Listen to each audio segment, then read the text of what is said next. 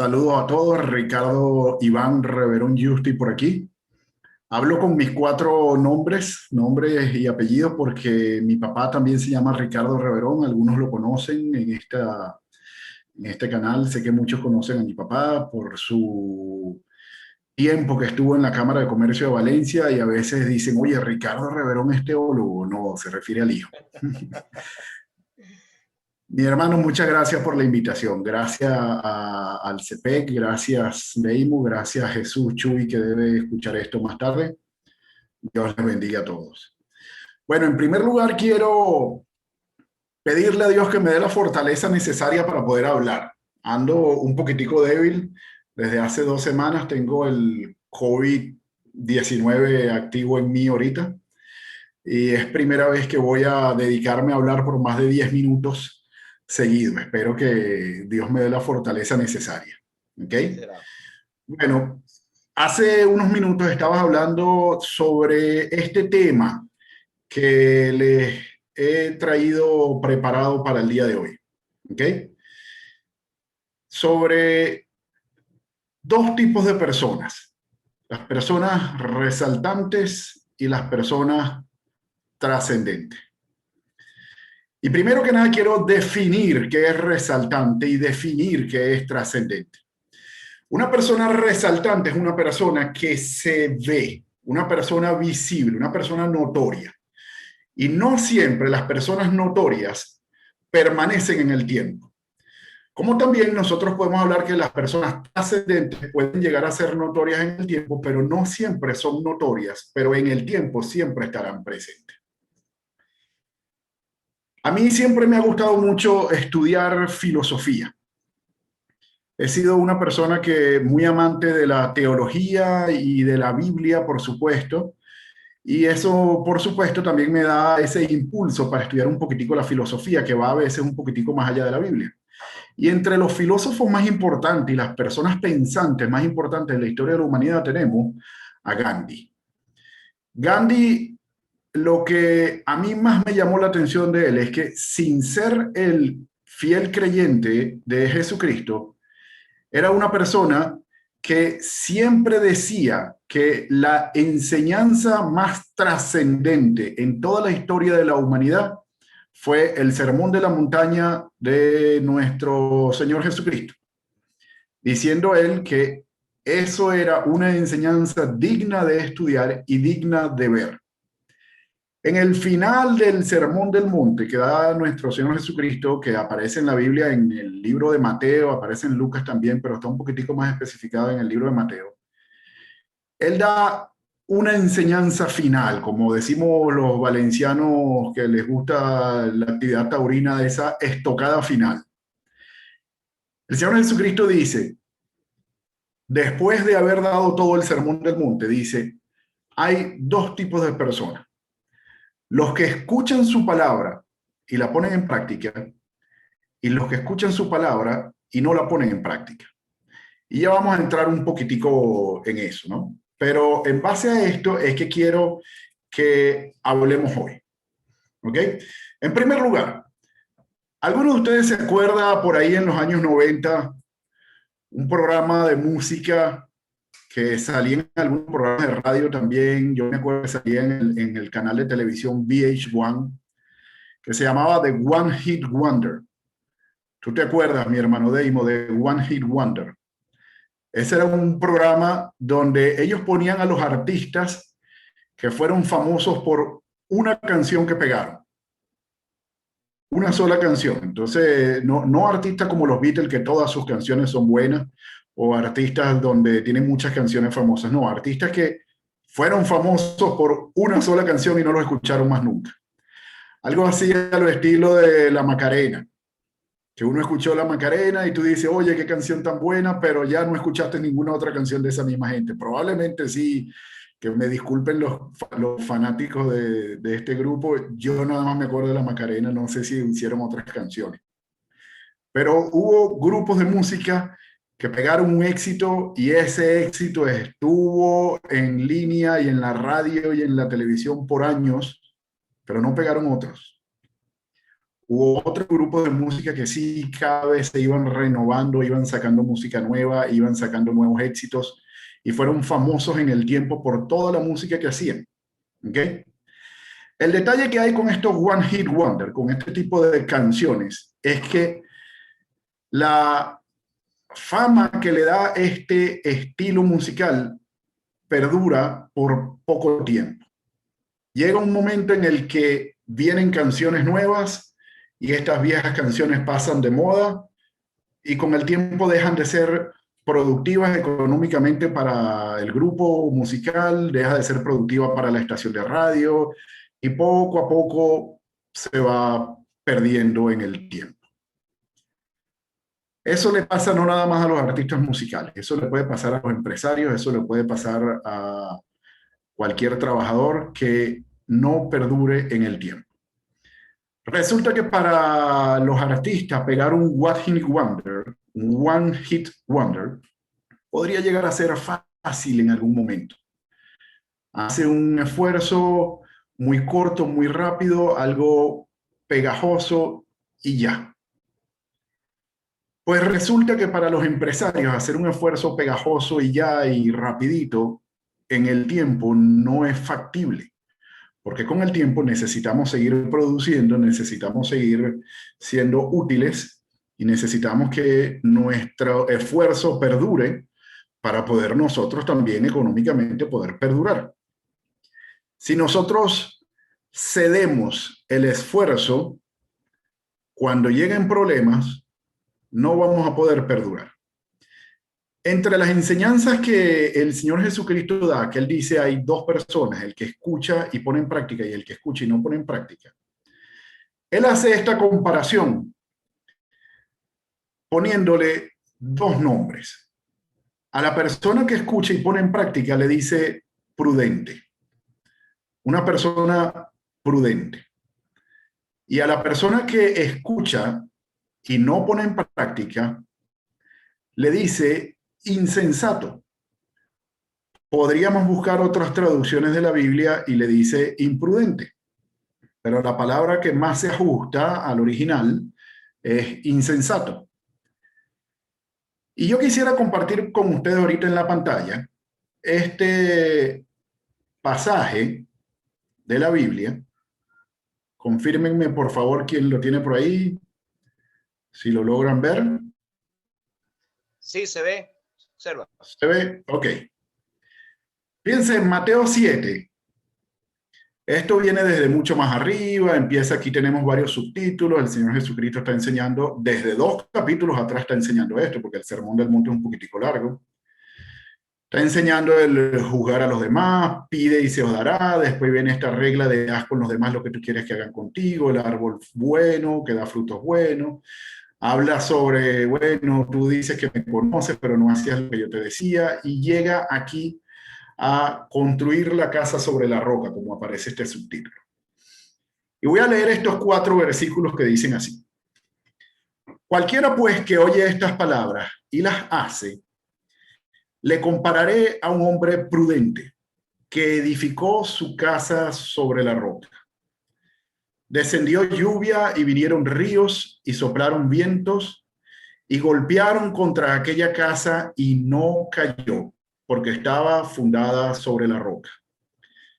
Pero cualquiera que me oye estas palabras y no las hace, le compararé a un hombre insensato que edificó su casa sobre la arena. Y descendió la lluvia y vinieron ríos y soplaron vientos y dieron con ímpetu contra aquella casa y cayó y fue grande su ruina. Fíjense que al final de estas palabras dice, y cuando terminó Jesús estas palabras, la gente se maravillaba de su doctrina. Nosotros hemos escuchado esta historia, incluso fuera de la Biblia. Yo cuando estaba pequeño era muy fanático de Walt Disney y de los cuentos de Disney. Me gustaba mucho La Sirenita y me gustaba mucho ver todas esas comiquitas. Pero recuerdo una historia de Walt Disney o que Walt Disney hizo famoso, que era la famosa historia de los tres cochinitos. Si recuerdan la historia de los tres cochinitos, es muy similar a esto que acabamos de leer. La historia de los tres cochinitos fue escrita por ahí en el 1930 aproximadamente. Esta historia del Sermón del Monte fue escrito aproximadamente 2020 años atrás, un poquitico menos. Pero ya sabemos que la historia de los tres cochinitos tiene un fundamento en esta enseñanza de Jesucristo. Y para retomar la historia de los tres cochinitos, pues es muy similar. Tres cochinitos le tenían miedo al lobo. El lobo quería comerse a los cochinitos y ellos empezaron a construir. Uno construyó una casa de palitos, la otra la construyó con ramas y un poquitico más de esfuerzo y unos árboles un poquitico más gruesos, y el último de los tres cochinitos construyó con ladrillos y bloques. Y bueno, llegó el lobo y sopló en la primera casa y se derrumbó. Este cochinito se fue corriendo, se mete en la casa de palos del hermano. El lobo fue a esta segunda casa, sopló y la derrumbó. Y los dos cochinitos se encerraron en la casa del hermano con ladrillos y el lobo no pudo tumbar esa casa. Al final de la historia, el lobo se intenta meter por la chimenea, se quema la colita del lobito y sale corriendo, y la enseñanza da que construir la casa sobre ladrillos y construirla con un esfuerzo mayor es mucho más trascendente en el tiempo. Pues esta historia de los tres cochinitos ya sabemos que tiene el fundamento en el cierre del Sermón del Monte. Este sermón que Gandhi dijo que era el sermón más trascendental de la historia. Mis hermanos, nosotros en nuestras vidas vamos construyendo también. No vamos construyendo nada más una empresa, no vamos construyendo un hit musical, o no vamos construyendo unas casitas de palitos y casitas de cemento. Estamos construyendo una vida. Y de las enseñanzas que quiero que veamos, tenemos varias.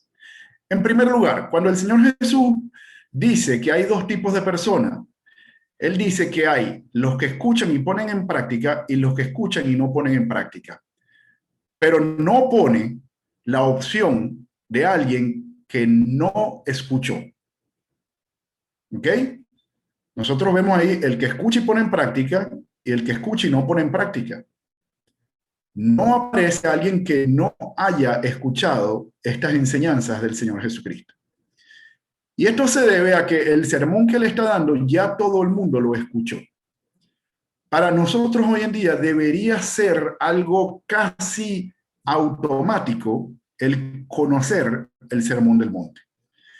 Nuestro Señor Jesucristo da por entendido que nosotros deberíamos estar un poquitico interesados en conocer de sus enseñanzas. Y Él escribe asumiendo que ya conocemos las palabras que Él ha dicho. Por eso no pone como opción a aquellos que no han escuchado esas palabras. Así que la primera recomendación que nosotros tenemos que asumir hoy es estudiar el Sermón del Monte, dado por el Señor Jesucristo, recomendado por Gandhi y recomendado por cuanto filósofo existe en la historia, aún sin llegar a ser cristianos. Cuando nosotros estudiemos esto y veamos esta enseñanza de vida, nos vamos a dar cuenta, así como los comentaristas que al final escribieron esa mención, y la gente se maravillaba de su doctrina. Este Sermón del Monte es la doctrina de nuestro Señor Jesucristo. En primer lugar, sabemos que están los que escuchan y ponen en práctica, el que escucha y no pone en práctica, y no está el que no escucha. ¿Ok? Tengamos eso en mente. Es necesario entonces conocer estas enseñanzas de Jesucristo. Después tenemos el que escucha y pone en práctica. Resulta que el que escucha y pone en práctica es el que construyó sobre la arena, sobre la roca, perdón. Es decir, hizo un esfuerzo lo suficientemente grande como para construir en un área desértica y llegar en fundamentos bajo tierra hasta tierra firme y rocosa. Y quiero comentarles algo. Yo desde el año 1999 tengo una empresa que se llama Agrobombas. Nosotros nos encargamos de sistemas de bombeo, equipos hidroneumáticos, bombas de pozo, contra incendio, piscina, riego, todo lo que tenga que ver con sistemas de bombeo. Y parte de nuestra especialidad también son los pozos. El pozo más difícil que a nosotros nos ha tocado construir fue en una arenera. Asimismo, en una arenera. Imagínense construir un hueco en la arena, donde cada metro que tú vas bajando, la arena va cayendo y va cayendo y se va tapando. Ese pozo lo intentaron construir varias empresas por muchos años, aunque muchos geólogos decían que abajo había muy buena fuente de agua, ninguno logró hacer un esfuerzo tal como para llegar a este acuífero. Porque el esfuerzo que se requería era tan grande que algunos pensaban que no valía la pena para tener agua. Algunos pensaban que era más fácil traer un acueducto de 10, 20 kilómetros de distancia para llevarle agua a esta arenera. Hasta que un día convencimos a los dueños de la arenera y dijimos, vamos a construir el pozo. Hay que hacer un esfuerzo muy grande, pero créeme que bien construido te va a durar en el tiempo. Ese pozo tiene desde el año 99 funcionando, que fue el primer pozo que nosotros construimos, tomando el reto de el pozo más difícil como el primero de la compañía. Y todavía hasta el sol de hoy está echando agua a ese pozo, allá en la arenera San Diego, muy cerca de la variante de Yagua para los que vivan aquí en Valencia. La particularidad que tiene ese pozo es que es un pozo de 110 metros de profundidad, pero cada 30 metros había que encamisar el pozo y seguir construyendo dentro de un pozo ya encamisado, empezando con un pozo de 1 metro de diámetro. Se construyeron 30 metros y se cierra una camisa. Después se construyeron 30 metros más de 80 centímetros con otra camisa. Y los últimos 40 metros sí se hizo sin camisa porque ya a los 60 metros la arena un poquitico más densa. Y al final se encamisó todo con una tubería de 10 pulgadas y se rellenó y se hizo todo completo y hasta el sol de hoy ese pozo está excelente. Ahora, ¿por qué ese pozo ha perdurado tanto en el tiempo?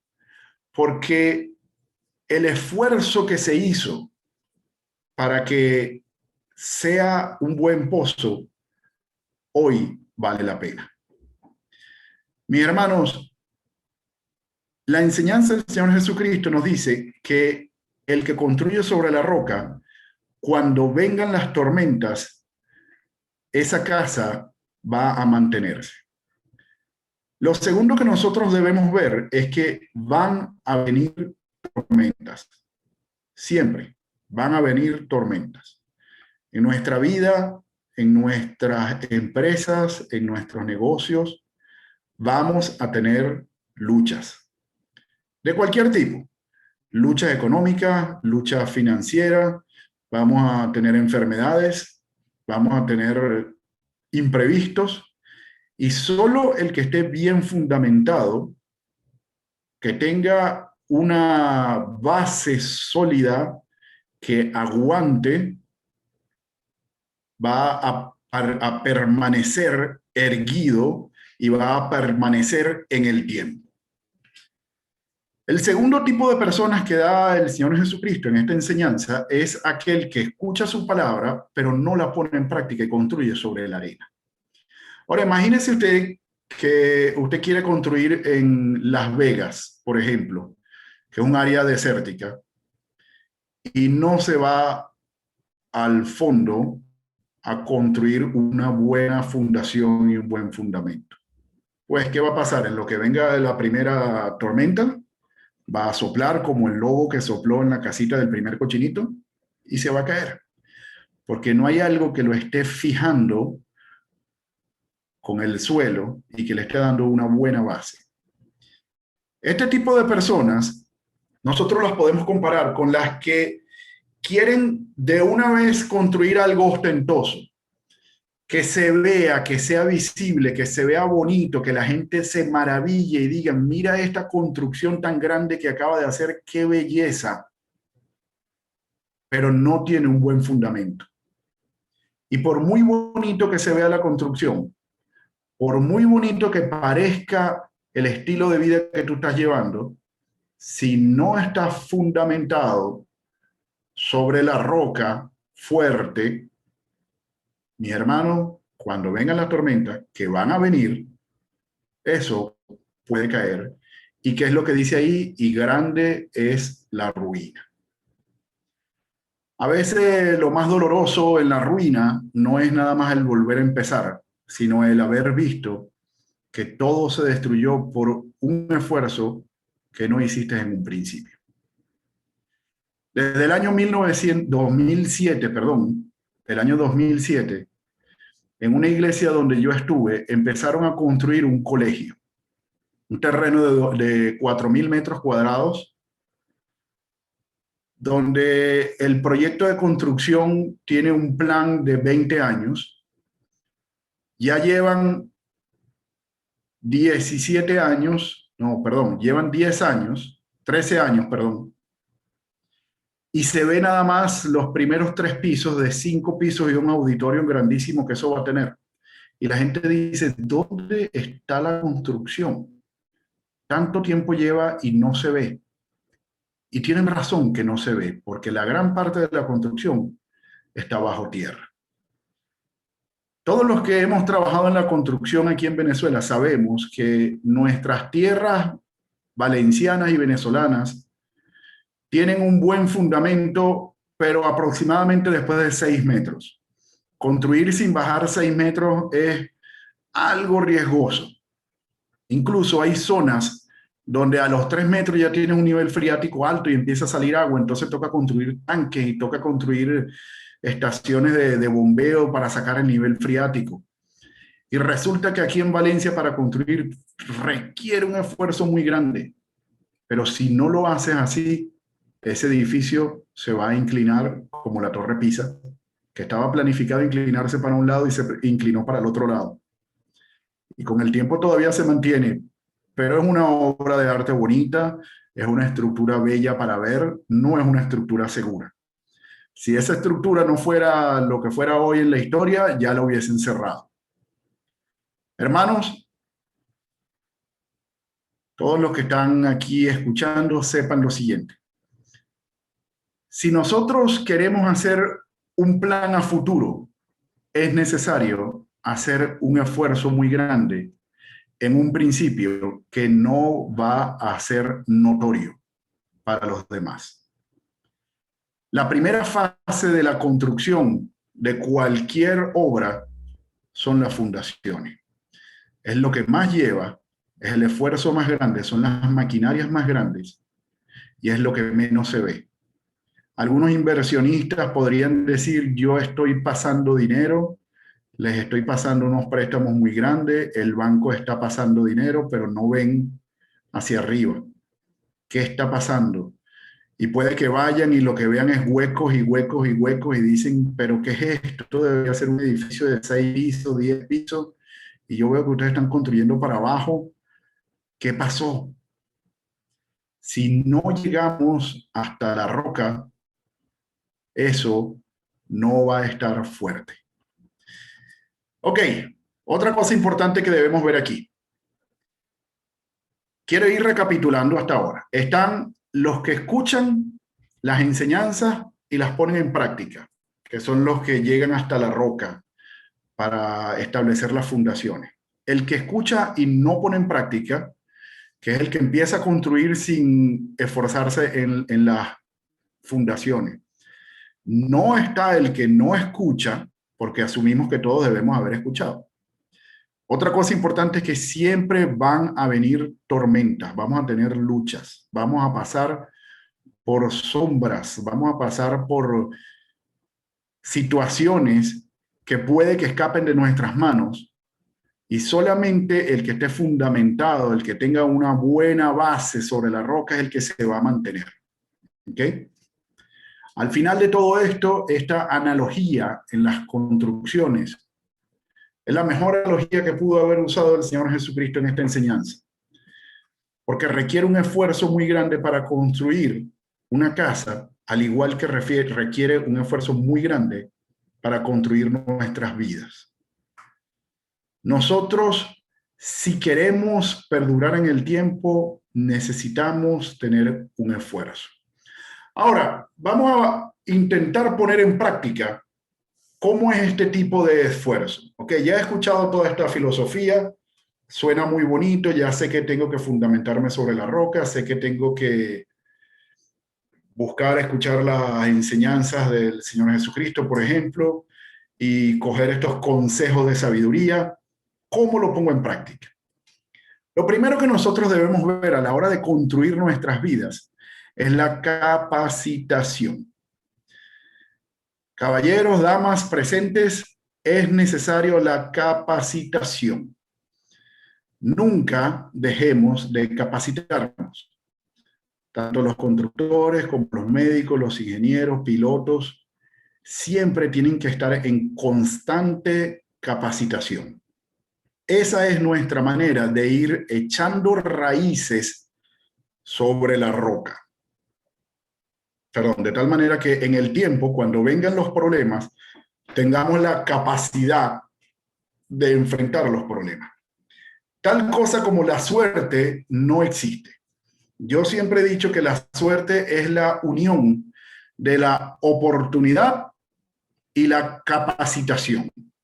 Hay gente que dice, oye, Ricardo tuvo suerte. Un día lo llamaron para volar un Cherokee 6, que es un avioncito que a mí me gusta volar mucho. Y oye, él estaba ahí, mira, está volando el avión. Si yo no hubiese tenido el entrenamiento para manejar ese avión y me llaman, yo iba a tener que decir que no. Si yo hubiese tenido el entrenamiento, pero no se me presenta la oportunidad, por supuesto, no hay forma de decir que sí. Esta suerte, como algunos la llaman, es la unión de la oportunidad y la capacitación que tienes para aferrarte a esa oportunidad. Si tú quieres poder tomar las oportunidades en la vida, tienes que ir haciendo tu parte. Y tu primera parte es capacitación. Estudia en lo que a ti te gusta. Que yo soy constructor de casas, bueno, es necesario que nunca dejes de estudiar. Codéate con los mejores ingenieros, codéate con los mejores arquitectos y ve estudiando eso. A ti te gusta la teología, pues entra en un seminario y estudia. A ti te gusta la filosofía, pues entra a estudiar filosofía. Mis hermanos, pero necesitamos siempre estar en constante capacitación. Esa es la mejor manera de nosotros echar raíz sobre la roca, estar preparado. Una buena capacitación que nosotros podemos tener, además de todos los estudios que nosotros podemos obtener en las universidades y en cursos, y ahorita que esta pandemia nos ha digitalizado a la fuerza, que podemos estudiar cualquier cosa en línea, también está el estudio de manera autodidacta. Nosotros podemos agarrar libros, comprarlos y leerlos en casa y ir preparándonos. Pero hay un pequeño defecto con ser autodidacta, y es que no vas a tener a alguien que te diga, hey, eso no se hace. Nosotros podemos tener cierto discernimiento para ir capacitándonos, podemos tener cierta idea de que algo está bien o no está bien, pero si usted podría llegar a estudiar con alguien que le corrija, créame que va a echar mejor mano sobre la roca. ¿Ok? ¿Cómo vamos hasta ahora? Yo quisiera saber si hay algún comentario, alguna pregunta, algún tipo de mención. ¿Alguien quisiera decir algo?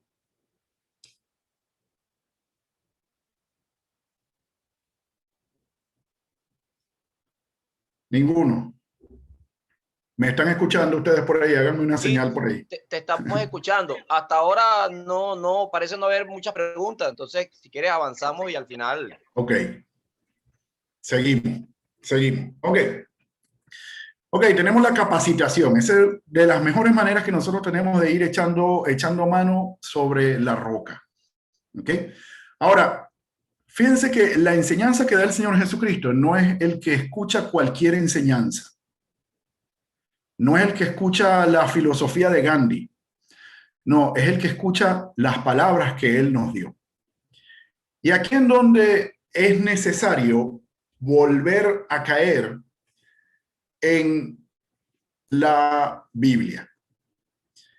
Hermanos, aún como piloto, a mí me ha tocado enseñar Biblia en el aeropuerto. Me sucedió una vez y quiero compartir con ustedes esta anécdota. Venía en un vuelo de entrenamiento instrumental, cuando estaba haciendo el curso instrumental, desde Barquisimeto hacia Valencia. Íbamos en un vuelo simulado instrumental. Simulado instrumental significa que tienes buena visibilidad, se ve bien, no hay nubes, pero tú estás llevando todo tu plan de vuelo como si no tuvieras la capacidad de ver para afuera. O sea, tú estás volando como si estuvieras en un palo de agua con visibilidad cero. Incluso en oportunidades el instructor agarra un tapasol, tapa las ventanas, tapa hacia afuera y vuela y aterriza. Y la idea es volar sin ver para afuera, solamente guiándote por los instrumentos. Vamos volando en instrumento simulado, porque es un vuelo de entrenamiento. Y desde Barquisimeto hacia Valencia hay que sobrevolar unas montañas. Unas montañas que en un avión de escuela, que es un Cessnita 172, es un poquitico riesgoso, porque las montañas están como a 7.000 pies y el avión va volando como a 9.000 pies, o sea, tiene cierto poco juego para equivocarte. Y aunque vamos en un entrenamiento preparados para eso, de repente, sin ningún tipo de aviso, el clima empieza a cambiar y todo se empieza a tapar. Yo voy muy confiado en los instrumentos, yo voy confiado en toda la preparación que tuve desde el día anterior. Y en el camino, en el vuelo hacia Valencia, el instructor, yo veo que él se empieza a poner nervioso, cosa que me debió haber puesto nervioso a mí también. Y yo le dije, mira, hay un pasaje en la Biblia que dice que Jesús invita a los discípulos a pasar al otro lado del lago. Y cuando ellos se montaron en la barca, empezó una tormenta muy grande. El Señor Jesús en su extremo relax estaba dormido en el barco y los pescadores, discípulos de Jesucristo expertos en el mar, pues creían que iban a morir por la tormenta.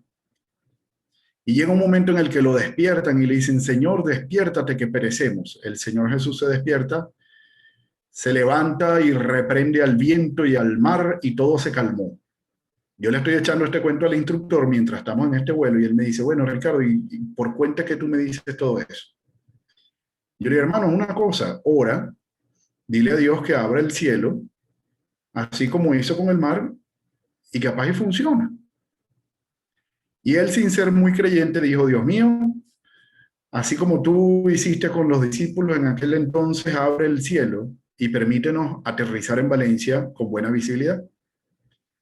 Mi hermano, a los 10, 15 minutos empieza a aclarar un poquitico el cielo y vemos la pista en Valencia, aterrizamos sin ningún tipo de problema, cumpliendo nuestro recorrido de vuelo instrumental simulado, que no fue muy simulado al final, y aterrizamos todo muy bien, todo perfecto. Claro, cuando llegamos el instructor andaba, bueno, yo estoy con el alumno excelente, que es creyente en Dios, y él me dijo que oráramos, y él estaba echándole a todo el mundo el cuento. Al final de todo yo le decía, hermano, mira, tú estuviste asustado porque no has pasado por situaciones como esta. La diferencia entre tú y yo no está en la capacidad, porque tú tienes más capacidad que yo. Él es instructor de vuelo, yo era un alumno piloto. La diferencia está en que mi fe estaba puesta sobre la roca. Y yo sabía que Dios no iba a dejar que nosotros nos pasara algo en un vuelo como ese. El asunto a veces de la diferencia entre cómo nos enfrentamos en la vida no está nada más en la capacidad, sino que está en la segunda parte que quería hablarles hoy, es en la motivación y en la fe. Nuestra fe está fundamentada en el conocimiento. El verdadero concepto de fe es la convicción de lo que no se ve. Es la certeza de lo que se espera y la convicción de lo que no se ve. Pero si nosotros tenemos un conocimiento de cosas que van a suceder o que podrían llegar a suceder, ese conocimiento nos va a dar a nosotros tranquilidad y paz. Y eso va a fortalecer nuestra fe. Mientras usted se capacite, va a ir adquiriendo más conocimiento y ese conocimiento va a traer como consecuencia la motivación con la que enfrenta la vida va a ser diferente. Una persona que no tenga la capacidad, no nada más que no va a estar listo para aferrarse de las oportunidades, sino que tampoco va a estar tranquilo cuando se le presenten las oportunidades de que aferrarse. Entonces tenemos que, en primer lugar, la mejor manera de ir fundamentándonos en la roca es la capacitación. Y la segunda es la actitud, que por supuesto esta actitud viene influenciada por esta capacitación. Mientras más nos vayamos capacitando y tengamos mejor conocimiento, las actitudes en nuestra vida van a facilitar las oportunidades a la hora de aferrarnos a ellas. Recuerdo todavía este instructor hoy, aproximadamente 3 años después, cada vez que hay una tormenta ya en Valencia y estamos sentados en el aeroclub esperando despegar para hacer más prácticas, porque sigo todavía entrenando, o seguía cuando la aviación estaba activa, que ahorita está un poquitico parada por asuntos políticos. Pero recuerdo estando con él, él todavía dice: "Naguará, Ricardo, yo me acuerdo que tú ni siquiera estabas nervioso". Y yo le decía: "Mira, puede que sí haya estado un poquitico nervioso, pero era otra cosa lo que salía de mí, y eso era fe y confianza en el Señor Jesucristo". Conozco muchas personas de fe.